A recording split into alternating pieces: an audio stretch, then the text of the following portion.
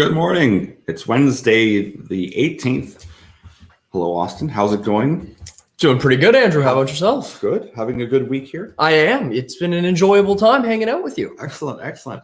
Well, lots of different news to talk about today. Let's just kick it off with something interesting because we like to cover just that big news that's out there and that just are interesting stories. And one of the biggest ones right now is Michael Burray, who we've talked about before, famous for in the movie The Big Short. Yeah. So his fund, and he's an outspoken opponent of Tesla, and not because he doesn't like innovation. A lot of crypto he doesn't like because he's a fundamentals guy. I mean, he looks at markets, at bubbles, at fundamentals. He's known for the subprime bubble. He is extremely analytical, and he's more right than wrong. But here's the kind of clash of two titans because he's shorting Cathie Wood's largest ETF, their innovation fund. And both have made some good points. But let's kind of talk a little bit about what's happening, what's going on, and just kind of go through some of the news. Because it is, like I said, they both have good points.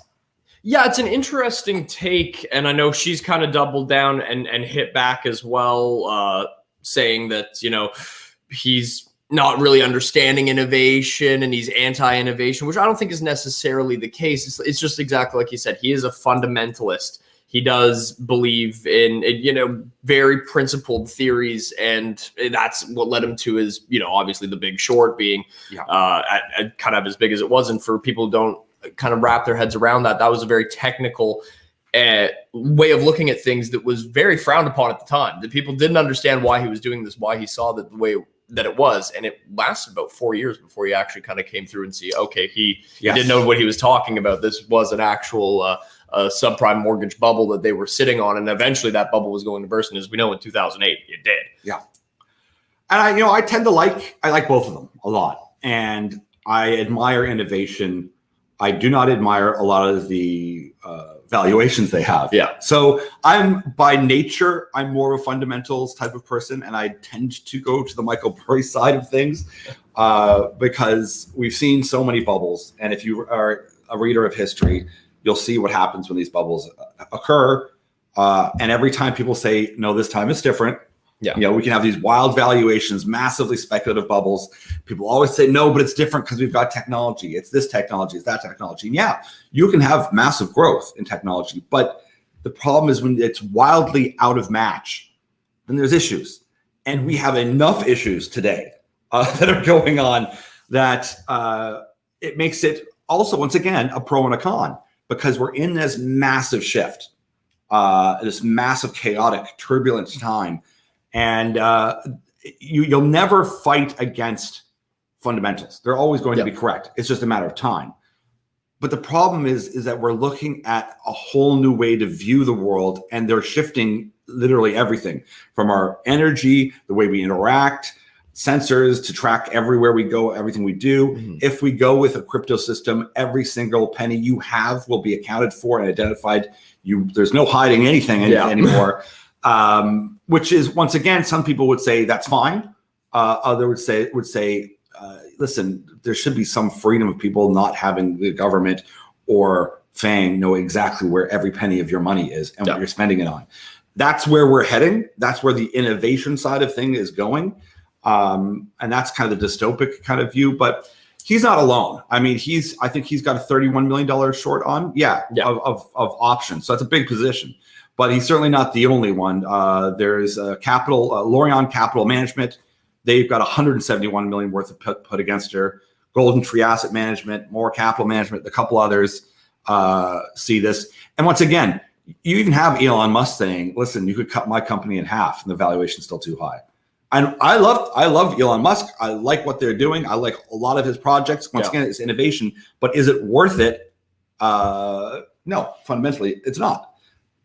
But that almost doesn't matter right now because what's anything worth anything? Well, exactly. And I mean, if you're a fundamentalist, you understand the fact that when you're pumping this much money into any sector, a bubble is going to naturally create. That's just basic economic principle. That's the way that it works. So when you have the amount of money that is flooding into tech and innovation, of course, there's going to be naturally occurring bubbles there.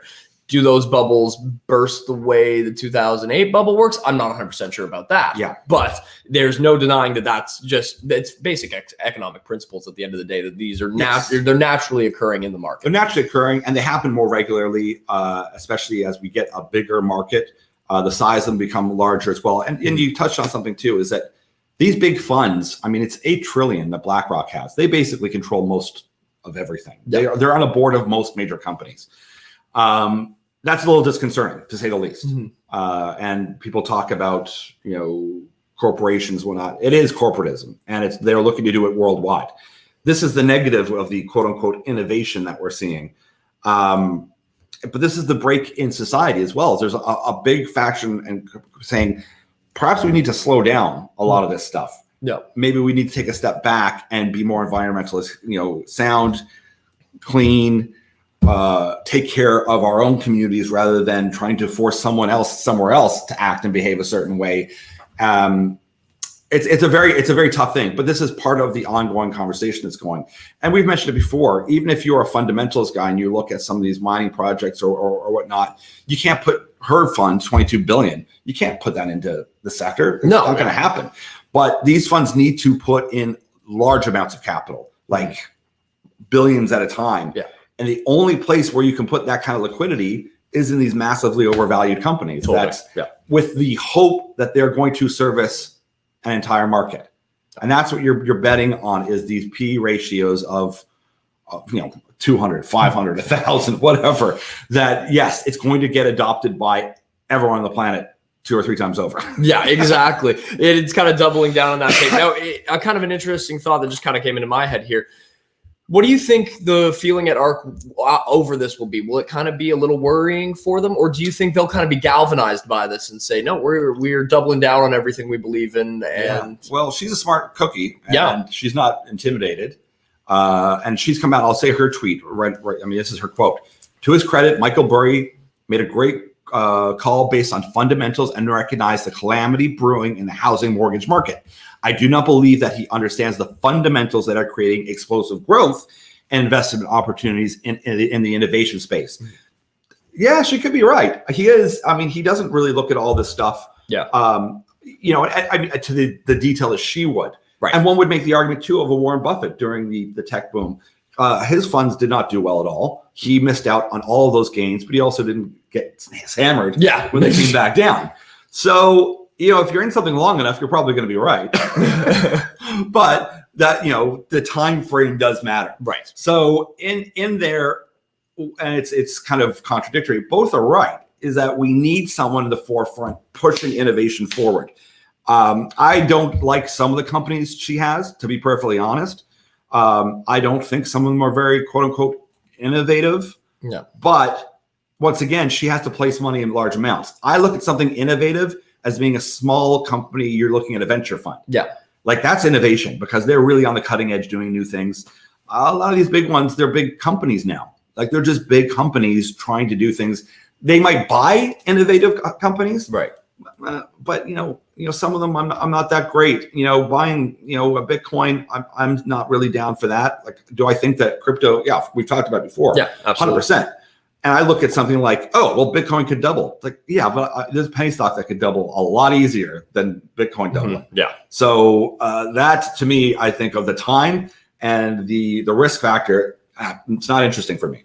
But that doesn't mean we're not going to have crypto, and it doesn't mean we're not going to have probably an Ethereum-based type of digital coins moving forward. But it's just such a complicated and a large scale, and there's so much fluff out there, and there's so much hype over the stuff.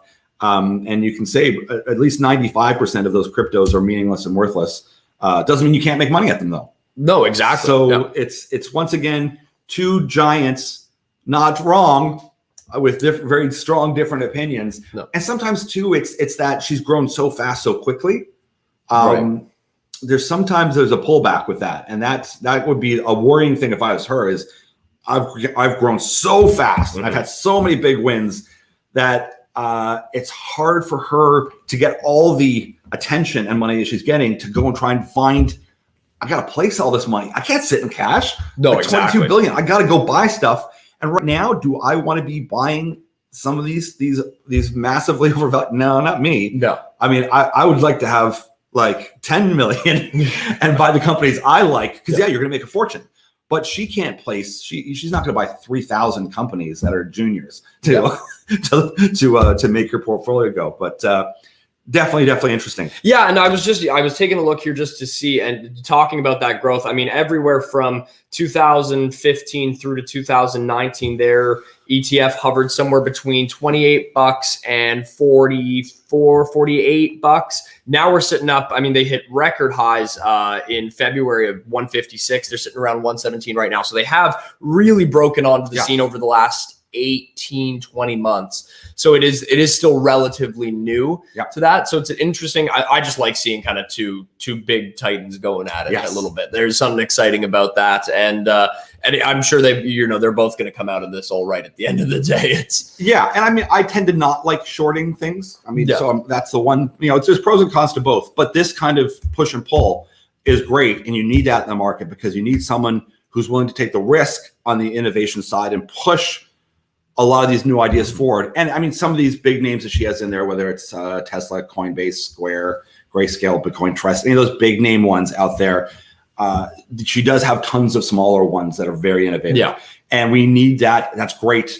There's nothing better to move society forward than innovation. So it's very admirable what she's doing, but at the same time, you can't not ignore the elephant in the room of the bubbles that are out there, whether it's the bond market, the housing market, fiat currency. I mean, there's so many issues, and they need more time. So that's absolutely correct. And it'll be interesting to see moving forward how it'll all play out. It certainly will, but they'll buy more time because I'm sure lockdowns are coming. So they'll have more of their time to figure out how to deal with all these things here. Absolutely. What else do we have going on? I know we have some news from our friends over at Globex. Yes, very exciting news from our friends over at Globex Data. They've secured 5 million Canadian dollars in financing commitments moving forward. It's a common share priced at 33 cents, along with a full warrant at 60 cents. I know both the CEO and the CFO participated in this fundraising round, which is always encouraging to see. Yep. Very good news for them going forward. It's giving them more money in the bank to do these advertising campaigns, to really push their secure product out there. I think it's super exciting, and it's great to know they've been cash heavy already going through this. Yeah, and they're going to continue to just have a solid base of cash to be able to target and market and implement the strategy that they have in place, which I think is a really good one. Yes. No, and we can't say enough good things about them having extra money to spend on marketing. It's adoption. I mean, and a lot of these things is getting people to use the product. And even if you've got a great product, it isn't that simple. I mean, some people just think, even like with growing a channel, you think, listen, if we've got good content and we've got great video out there with companies that are doing well, it should be a slam dunk. Yeah. And you find that it isn't, because there's an absolute saturation of YouTube channels out there. And it's the same thing with companies, is that it takes a bit of time for people to get used to the adoption of something. And so many people are used to just getting something for free, thinking they're getting it for free, and not really paying attention to, you're paying a big price for that. Yes. And that's, I hate to be, it's a laziness, but it's kind of pounded into us now. Yes. That this expectation that, no, you can get stuff for free. You can never get anything for free. It doesn't exist. Yeah. You're paying for it some way or another. And that's, if there's anything I could really let the younger generation know, is that it doesn't exist. People would say, oh, you've got free healthcare in Canada. No, you don't. You don't have free healthcare. We pay enormous amounts of taxes for our healthcare. So it's this misunderstanding and a misuse of terms that people use that is infuriating. And it's often because they're trying to, it's a political argument. I mean, you'll find, once again, almost everything in life is a political argument, whether you like it or not, and people don't want to admit it. It's constantly a theme to impress upon you an ideology. And if you're not sure what you're being sold, that's probably what it is. Exactly. And so like to kind of break that argument down and really simplify it, it's, I'd rather pay $10 a month for secure and know, hey, my data's protected. It's not being sold to big tech. It's not being sold to some random government. It's not being sold to Amazon. it's safe, it's secure, $10 a month rather than, okay, yeah, I get this platform for free, but who the hell knows what they're doing with my data? Who knows what they're doing with my info? Who knows what they're doing with the hilarious memes that we send back and forth to each other? So, well, you know what they're doing because they're keeping lists. They told people. I mean, the FBI investigates people. If you say things if you say anything they don't like, they've been investigating people for years. Yeah. Now, they've been doing that under Obama, but in other countries, investigating people with their illegal wiretaps. So this is the disconcerting thing, which we'll leave alone. But it's this surveillance of people that makes people who worry about this innovation, makes them worried about what is going on here. Because once that's implemented and everyone is entirely accounted for where they are geospatially, exactly where every penny is, where they're spending it, how they're spending it, what messages they're sending, they just have to literally turn you on to look to see what are the messages you're sending, and they keep it. People think, oh, they don't keep that data. They 100% keep all that data. They don't look at it. Like, they're not looking at Andrew O'Donnell for any reason, unless there's a reason to look at Andrew O'Donnell, and they look through the and then everything's pulled up and available. And people think that's a conspiracy. It's not. That's well known. So this is the problem with big data. When you hear big data, we think of it on a negative scale, which is this dystopian kind of idea. But where it is actually immensely powerful is if you look in the field of like healthcare, or if you look at anything, even the geospatial kind of recognition of how we interact in space and in time. There's so much cool innovation. And I'm sure people had these arguments 100 years ago where, like, I don't want the steam engine. It's going to do this and this and this, or I don't want and there would have been doom and naysayers then, and the utopians over here. Hopefully, like all things in time, we'll find a happy medium where we implement things where there's some common sense and the emotions kind of calm down, but that the innovation and the technology is used more for good, for a common benefit. But because there's so much chaos right now, there's concern, and that's fine, and it's rightfully so. And I think that big long kind of speech kind of highlights that fundamentals compared to an innovation kind of approach. And fundamentals are always going to win. That's for sure. It's just we don't like to spend a lot of time focus on negative over here. But if you are a fundamentals kind of person, then you're extremely worried about what's happening out there in the markets. And like I said, the bond market is totally decimated. It's complete bubble. Housing market is complete bubble, and we can see now inflation. I mean, it was reported 5.6% last. It's reported that it's creeping up. It's doing a lot more than creeping. 5.6 is a massive creep in 1 month. So like I said, I notice it just going to the store. And you noticed it having a Heineken yesterday. I did, yes. Which, funny story enough, is you usually expect average beer can size to be 355 milliliters. At least that's what I expected. Had a Heineken for lunch yesterday, 330 milliliters. So, and I'm sure it went up a quarter as well. They're stealing my beer. They're stealing your beer. So interesting. And this is what they do. We've talked about it before. It's making smaller packaging size. That's one way to inflate the price of something. It's not unlike shaving off the coin, the gold coin, which they used to do in ancient Rome. If I slave off a sliver of it, I can debase it a bit. If I can put a little lead in there. I can save myself a fraction off every coin I use. Same idea. And it's not unlike when you buy things from a cheaper country, thinking you're getting titanium, and you find, it's got 3% titanium and 40% something else. Building materials, you name it, they cut corners, they'll do it. Well, it actually another interesting argument that ties into is, you remember Ariane Phosphate, who we've done a couple of interviews with. We've had Brian on the show a few times. He's made that point about phosphorus from different countries as well. That when his kind of argument is, look, we're doing this in Quebec, we're doing this in Canada. We know this is pure. We know this is the highest grade stuff we can get, rather than pulling it out of Morocco or out of the Congo or God knows where else. So there's a bit of solidification and a little bit of just an extra kind of what's the word I'm looking for? Security, knowing that certainly security. That you are getting the pure high grade, the best kind of stuff. And that's being done at home as well. And it's So I mean, I'm glad you brought up Ariana Phosphate, because we like Ariana Phosphate a lot. We like these unique stories. We're seeing shortages already here. I mean, you see in Vancouver, and it's a fairly big city. In the States, you're seeing food shortages all across the map. you're going to see more of that. I don't think that there's not only am I trying to tell the future, but the World Economic Forum has told us that's coming. So they're pretty much 4 for 4 already. So if they're telling me that there's going to be food shortages, I can pretty much guarantee that when they meet for Davos to talk about their plans, that's coming. Yeah. Absolutely. So I love this company. It's actually bounced up again. So it's up at 37 cents today. So that's great. In part, that's because they've also engaged an IR firm that's going to focus more on the U.S. as well. Because this is phosphate's a tough story. It's kind of like helium was when people were like, "Why do you care about helium? Is that for party balloons?" Yeah. People need to kind of absorb it, understand what are they talking about? What does this have to do with food? Like, you have to mine for food? What are you talking about? But once they do get it and they hear it 4 or 5 or 6 times, then they start seeing the screaming opportunity that's there.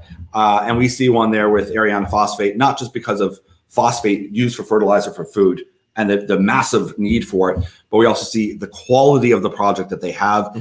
Safe jurisdiction, it's in Quebec, great management team. They survived the tough times, big upside. We love it. It's great. It fits right in our wheelhouse of those really interesting stories that fits this whole storyline that we've been talking about for years. Yeah, it checks all the right boxes when we're going through any company. They just check off all the right boxes. Really encouraging to see. I'm going to pivot gears to kind of our last bit of news that I know we wanted to touch on as well, and that's QYOU Media. We haven't talked about QYOU for a couple of weeks. They've been down in India. The whole team's been there. They've been coming up with their plans kind of for the next 12 months, and they just announced that the Times of India group, which is a massive group down in India, they reach 700 million people every year. They are the media. It is. Think like Disney of India in a sense. Really, Disney's in India, but they don't even have the kind of pull that these guys have. They've invested an initial $2 million. I believe it's over a period of time. They're going to be introducing $8 million total into QYOU. Fantastic news on that front. Well, this is a partner you want. You want to gain their attention for them to see, are you reaching our market? Are you speaking the language we want? Having that type of partner is critical. It'd be like us creating some sort of channel and going, we're going to hit the US market. But then someone like CNN going, we're going to support you in that. That would send shockwaves of, who the hell are these guys? Yeah, exactly. Who are these guys who's got this weird channel? And CNN says, we want to fund you and we want to get your we're going to help you get this out. So this is a huge move. We see great things coming from QYOU, that's for sure. Yeah, like we said, they continue to check boxes. This is just another one of those boxes that they're knocking off. The initial investment is going to be used to build out cross-country marketing, ad sales, stuff like that. So really encouraging as they continue to build their channel, which is continuing to just set ratings records as well. So it's very encouraging times for them. Beautiful. Yeah, great. Well, let's have a great week, everyone. I hope you have a good one yourself, like I said, or take it off. Take the next week off. Yeah. Just enjoy the rest of the summer because fall's coming. Lots going to be happening. Absolutely. Well, we're looking forward to getting through a few more things this week while I'm out here. And remember to subscribe to the videos, reach out to us if you have any questions. We love interacting with you guys and hope everyone enjoys the rest of the week. Yeah, it does. It really helps us if you do the subscribe thing. It's an algorithm with YouTube. And like I said, if nothing else, we're entertaining and we'd like to have other people listen. And we hope so. So anyways, have a great day. And we look forward to seeing you again real soon. Perfect. Thanks, guys.